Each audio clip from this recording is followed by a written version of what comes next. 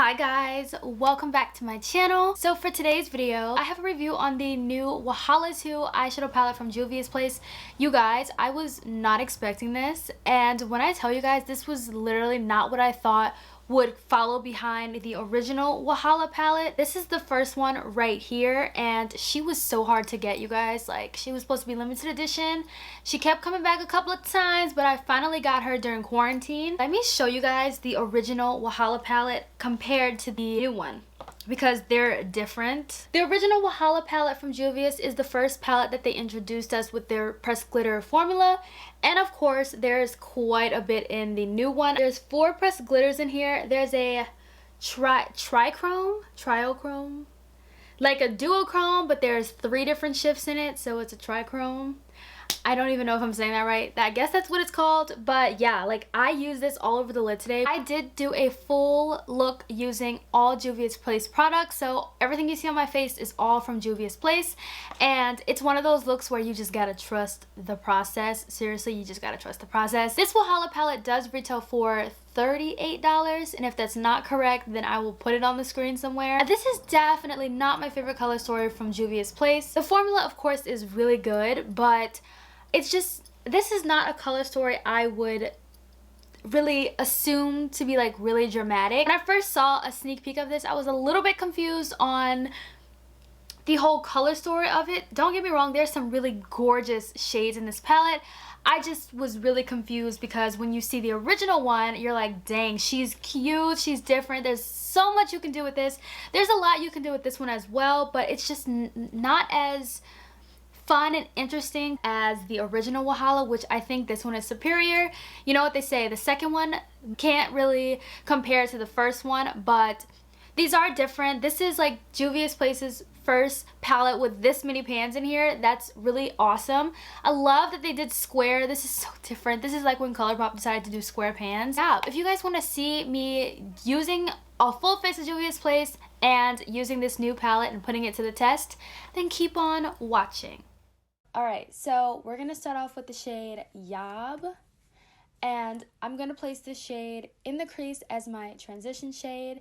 This shade was a lot lighter than I intended it to be, but I'm definitely going to darken this up as the look goes on. But, you know, like I said, this is one of those trust the process kind of looks. Seriously, it truly is. So yeah, I'm just making sure this is nicely, evenly coated on both sides. And then now we're going to deepen it up with the shade ASAP. I love the shade. This is like the most perfect neutral brown, and I just love how it looks in the crease. It looks really good blended in with the shade Yob. So I wasn't really, you know, too worried about how this look was going to go, because this brown really just turned it into like this beautiful mauve pink. And you guys know I love my mauve pinks, okay? Now I decided to cut my crease with the P. Louise base in the shade 0. I just wanted a nice quick cut crease. Now we're going into the shade Fake, and there's absolutely nothing fake about the shade. I literally was trying to show you guys all the different shifts, but I feel like you can see it really well here as I place it on the eye. Now we're going in with the shade, I cannot say this, but I'm going to put it on the screen. And I'm just taking this in my outer corner.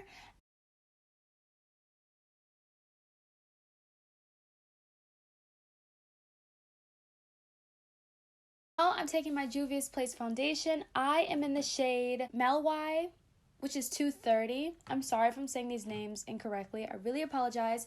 Let me tell you guys, I often forget how pigmented this is and how little you need. I put way too much on, and it was not, you know, trust the process, but I put way too much on. Don't be like me. So I'm going into my shade stick in the shade, what's the shade? In the shade Katsina, and I'm just taking this new e.l.f. brush and blending it out. I really do like those e.l.f. brushes, by the way. Taking my Juvia'S concealer and highlighting. I am in the shade 9. Love the shade. It's very thin, so I like to pile a lot on because I want a little bit more coverage, but I do love how this pairs with the matte foundation, because this is a hydrating concealer, and it just really balances out the matte foundation.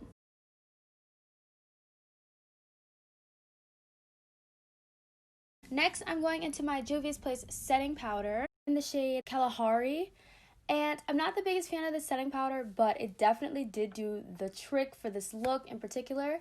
Now we're going in with the Saharan Volume 1 palette, and I'm taking that brown shade Neo, and I like to use this as like my bronzer slash contour. It really does the trick. And now I'm going in with my favorite Juvia's Place blush in the shade Bella. This is so beautiful. I use this so much, I bought a backup just in case they don't sell this anymore and I can't get it. Now we're going in with the Tribe Highlighter Volume 2. Love this. I like to really build this up because if you put too much, you can really put too much. So I like to like just dab my highlighter on. You know, I like a nice subtle kind of glow. That's just me. Now I'm going into the shade Hater. And this is a shimmery blue. It's so gorgeous. And I just put this on my lower lash. Taking my favorite Juvia's Place lip liner in the shade Cola. You guys know this is the only lip liner that I use. Now I'm taking my favorite Juvia's Place gloss in the shade Sis. So beautiful. This is my absolute favorite lip gloss ever. Besides my own, of course. But yeah, so this is the finished look, guys. I hope you guys enjoyed this video. And I'll see you guys in the next one. Bye, guys.